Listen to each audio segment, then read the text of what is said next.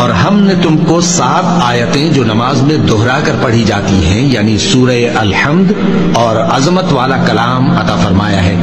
ہم نے کفار کی کئی جماعتوں کو جن کو فوائد دنیاوی سے نوازا ہے، تم ان کی طرف رغبت سے آنکھ اٹھا کر نہ دیکھنا اور نہ ان کے حال پر رنج و غم کرنا اور مومنوں کے ساتھ تواضع سے پیش آنا۔ توبہ کرنے والے، عبادت کرنے والے، حمد کرنے والے، روزہ رکھنے والے، رکوع کرنے والے، سجدہ کرنے والے، نیک کاموں کا امر کرنے والے اور بری باتوں سے منع کرنے والے، اللہ کی حدوں کی حفاظت کرنے والے، یہی مومن لوگ ہیں۔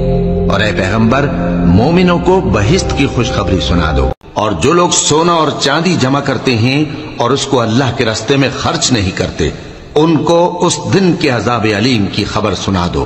جس دن وہ مال دوزخ کی آگ میں خوب گرم کیا جائے گا، پھر اس سے ان بخیلوں کی پیشانیاں اور پہلو اور پیٹھیں داغی جائیں گی، اور کہا جائے گا کہ یہ وہی ہے جو تم نے اپنے لیے جمع کیا تھا، سو جو تم جمع کرتے تھے اب اس کا مزہ چکھو۔